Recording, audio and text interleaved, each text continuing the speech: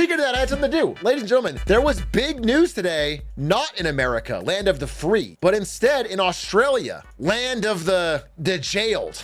Literally, I guess. You see, Australia, a country we all know for its weird animals and funny accents, recently decided they're gonna crack down on social media for children. And in fact, anyone under 16 using social media will now be banned. This is a world first ban.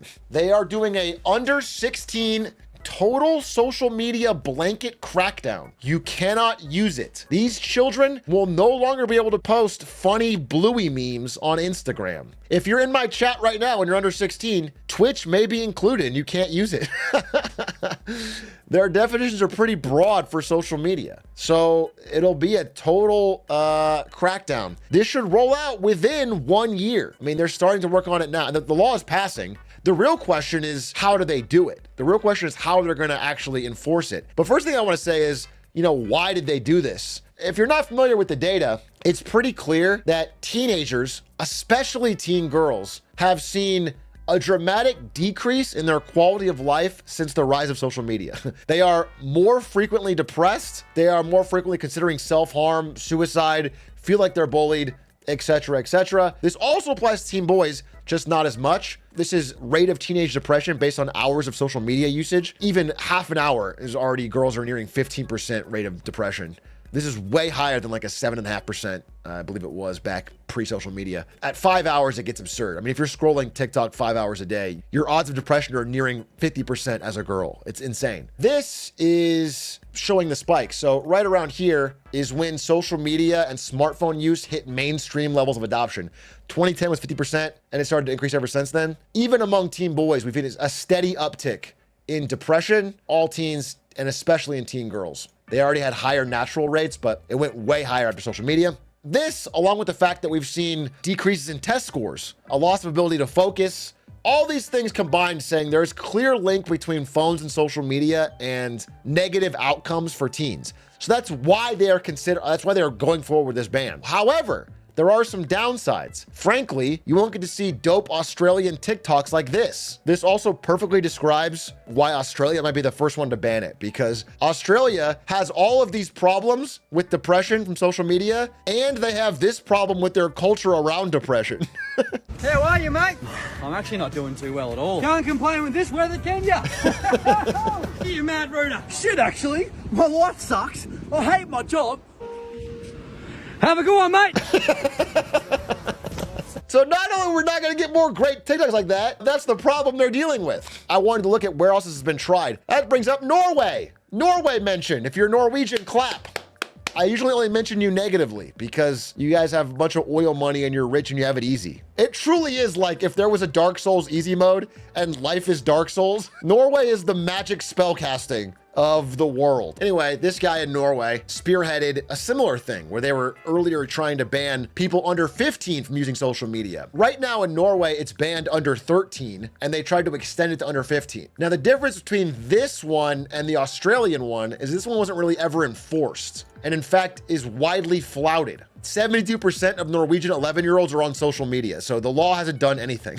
They don't enforce it at all. There's no fines people got around it very easily. The kids didn't care, the parents didn't care, so the law wasn't effective. And there's some signs that suggest that this Australian law might end up being the exact same way. If they don't actually have a real method to hold these companies to account, then kids will obviously get around it so easily, and parents aren't good at keeping track or enforcing these things, obviously. They asked an Australian kid what's gonna happen, and this is what he had to say.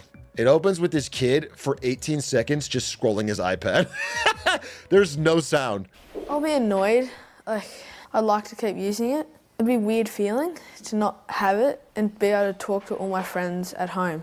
I'll find a way. And tell all my other friends. So the kids don't seem to think it'll block them. And that is my gut reaction. There is a country that has been somewhat successful in doing crackdowns on things like gaming and certain parts of social media for the youth, and that's China and our good friend Xi Jinping. China has been able to do this. However, it's had a couple of unintended consequences. The first one is that when they cracked down on gaming and basically made it so you cannot game more than an hour during a weekday between 7 or 10 p.m. and 7 a.m. at night, all that, they lost a bunch of world championships to Faker. The first and most negative aspect is they got no league grinders, and now they've gone like 3 years losing world championships to Korea, which can grind all the time. But the second thing is, I've seen, again, it's hard to get concrete data out of China, but a study I saw that tried to answer this question basically found out that yes, they did reduce gaming time, but the students simply did other things on their screens. They didn't increase studying or increase going outside. They just found something else to do. They didn't reduce screen time, they just reduced gaming time. In general, there's just so many addictive, fun things to do on screens that trying to ban just social media or whatever won't work. The one thing that has worked nearly universally is banning phones at schools. This is like the number one, like proven dramatic benefit, once they ban phones at schools, that drastically increased their ability to focus in class. It reduced bullying. I mean, there was just many, many positive effects. And because they can actually enforce it, this worked. So it's interesting. I'm skeptical about this social media ban from Australia, but I'm glad they're doing it and not us, so we can see how it works. Also, how do they enforce it? So what they're talking about, they haven't revealed their plan yet, but the idea is that they're gonna put all of the onus on the companies and basically say, if we find an under 16-year-old using social media, you get a fine, which is interesting. I think it's a pretty interesting way to do it because it forces the companies to come up with methods that can track people or prevent them from using it. However, to actually work, that means they have to partner with the Australian government to get like actual tracking data on your ID and person and age and name. And it's interesting. I'm not 100%. They're talking about digital ID. Exactly right. They're talking about digital ID that would like be tied to you one-to-one, which again, if used for a social media ban is one thing, but once it exists, can be used for all sorts of nefarious government purposes that I'm not super in love with. It's a difficult problem to solve. I fully agree. And I would love to hear your thoughts, not only in the chat, but in the comments if we make a clip out of this. I want to hear your thoughts on like, if you think this is based or whack, or if you want to try it in your own country or what. I generally think social media has been a poison. 100%, especially for young people, of course. Plus, if I had fewer 14-year-olds on Twitter, it might make the conversations better. I'm always wary about giving government more wide-reaching tracking powers to try and enforce it. I don't know about enforcement. So it's weird. There was something I wanted to watch with you about it. Let me see if I have it pulled up here. So I watched some Australian news on it, and this is, I want to say this. This is overwhelmingly popular in Australia. I think this needs to be said. This is not like the government forcing it through against the will of the people. The people want it. It's like 77% of Australians when polled. Now, again, they don't poll people under 16 because they can't vote. Their opinion doesn't matter. Their thoughts on it don't matter. But of adults in the country Australia, they think it would be better for their country to have no kids on social media. And they almost universally think it. TikTok and Meta have both spoken out against it, obviously. For obvious reasons, they make money on it. So they've both been trying to stop it and speak out against it or whatever. And they're going to try and drag their feet and say it can't be enforced. But it sounds like Australia's really, really gung-ho about this. And if it goes well in Australia, it'll spread like wildfire. Because there's already a lot of crackling resentment and anger towards social media in like every country. I mean, it's been building up for years now. We are now like 14 years into the social media experiment, and generally most people have found it to be negative. Like there's some good for sure, but we're 14 years in, and on the whole, most people are like, this sucks. If there's any data this works, it's gonna spread like wildfire. Someone in chat says, I can't see it happen in America. This guy's gonna make the exact same case right here. Let's hear him out. Yeah, I think the broader question here is whether this is going to go beyond Australia into places like the United States or into Europe. Yeah, that's the question. I mean, again, I think it could happen in Europe easily. Europe is big on regulating big tech. In America, we don't like to regulate big tech anyway. And then secondly, we don't love to, parents want to tell their kid to do whatever they want. I think it's going to have the same problem that China had, which is that as long as people have access to phones, trying to ban social media just means that teens are going to start hanging out in like the Venmo comment section or whatever. All it's going to do, and I don't have a problem with this, is going to hurt the stock of Meta and TikTok and the big social media platforms, which is fine. Fuck them. But it's not going to actually get kids not addicted to using their phones for social media, because as long as the phones are there, they're going to be addicted enough. Someone will fill the gap. So I think the no phones in school is a better plan. And what's annoying to me is that the biggest people stopping the no phones in schools policy is parents who want to be able to access their kids at all time. And they always use the thing of like, what if there's a school shooting and I don't have a, to me, it's like, wow, we're so far gone as a country. If we can't, if like, we know that this is causing teen depression and bullying and bad outcomes, but we're so sure there's going to be a school shooting in all of our schools that they have to have phones because of it. Well, we're in too deep, dude. That's so America pilled. If we can't fix that problem because of this other problem, I'm not sure on that argument. I think no phones in school is a good idea. I understand I'm no longer in school, so you can be like, well, shut the fuck up, Unc. I want to text during this boring lecture. But I get it, bro. I think it's probably better for everyone's life. Anyway, I want to hear your thoughts. You were around in my time when cell phones began appearing in school. They were kind of banned in class. Teachers would take them away. I was around when cell phones started appearing in schools. That's correct. And by cell phones, I mean stone tablets. And we would chisel on them and the teacher would take them away and they would say, no, you need to listen to the verbal arguments. Yeah, but it was like T9 texting and stuff and they wouldn't take them away. I mean, maybe they would sometimes, but you could just hide them. We used phones in class all the time. It was just texting.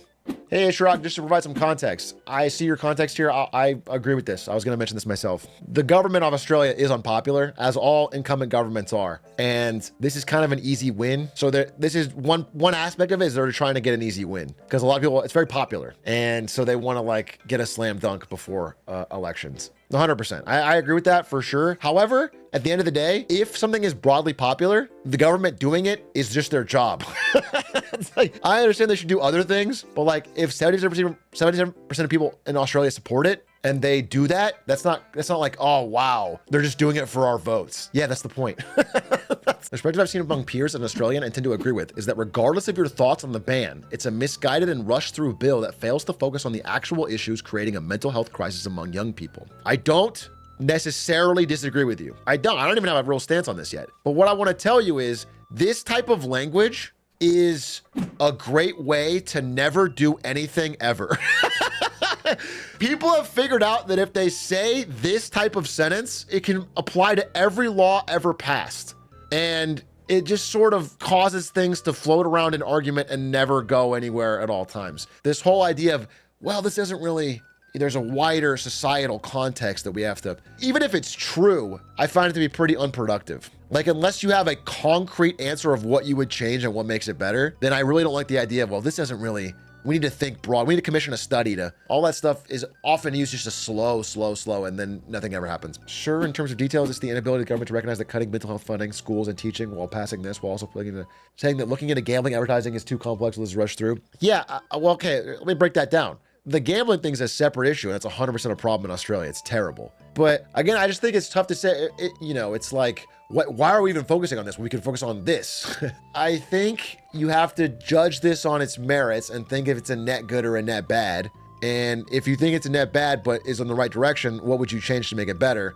And not focus on like all the million other things that could get fixed, because that'd always be a problem. That being said, if we're talking about Australia, I want to say that I agree with you. The bigger societal problem in Australia is that young people cannot afford houses. They can't get a good job to afford any kind of future. And there's a deep rot-infested gambling epidemic for the whole country. I want to say that I agree with you on all three of those. Those are the big core issues. However, the government may not ever fix those. Those things require you to speak truth to moneyed powers. Changing those laws require some wealthy people to lose, and that might not happen or it'll be very difficult. So the real question is, can this problem be improved slightly? Can you make a difference with children in schools? Why don't you ban social media but require teens to gamble? That would be the Australian solution. They would help out the pokies by making every Australian youth gamble young.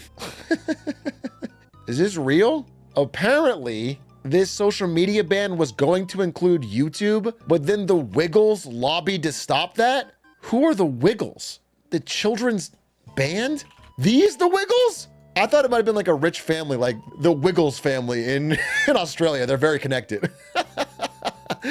You mean these Wiggles? No, I know these Wiggles. I'm just shocked that these Wiggles lobbied the government to keep YouTube unbanned for children. That's crazy. Yeah, I thought it might have been a political party or something. Like the Whigs in America. That's good, actually, because that means Australian children can still watch me. Oh, thank God. As long as the kids can still scroll my YouTube shorts, they'll be fine. They'll be okay.